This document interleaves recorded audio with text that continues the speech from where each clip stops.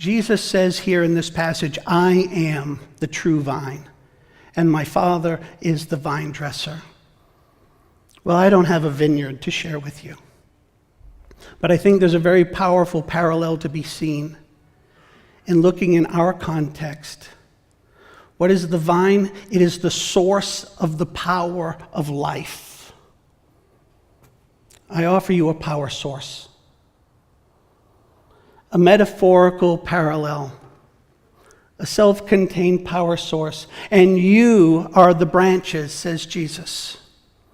I offer you extension cords. And he says, as we will see, there is a great contrast to be had. You see, we never hear about the size of the branches, only the branches. We hear about their source and the sap that runs through them, the life-giving. But we don't hear about their size. You see, a branch is an individual Christian.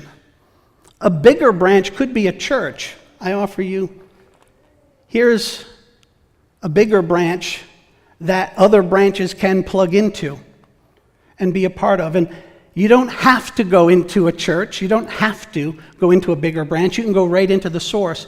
But we know by God's full context word that his design is that we would be ecclesia and koinonia.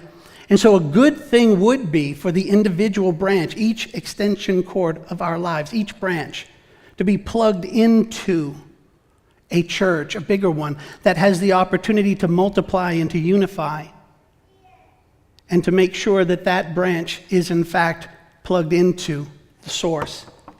You'll see over and over and over again, up to this point, the Jewish people thought that so long as they were plugged into their Jewish heritage, they were good to go with God. Jesus is saying, no, I am now the true vine. Something important's happening here. You see, God's people are defined not as people now planted in the vineyard of Israel, but as people that have to be attached to Jesus. That's what he's saying. You must be plugged into me. I must be the source, else you have no hope. He says in verse 2, every branch in me that does not bear fruit, he takes away.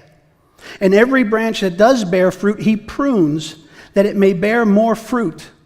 Friends, what he's saying here is that if you're not producing fruit, you're not his. And he's going to take you away. Somebody says, well, hang on now, Pastor Jeff. I think you're going a little bit too far. Let me bring you back to Jesus. In Luke 6:43, there is no good tree which produces bad fruit, nor, on the other hand, no bad tree which can produce good fruit. So these aren't my words. These are the words of Christ. If somebody's pattern of life is that of counterfeit fruit, they are not in the root of Christ. In verse 3, the Life Application Study Note says this: branches that don't bear fruit are cut off at the trunk, not only because they are worthless, but also because they often infect the rest of the tree. People who don't bear fruit for God or who try to block the efforts of God's followers will be cut off from his life-giving power.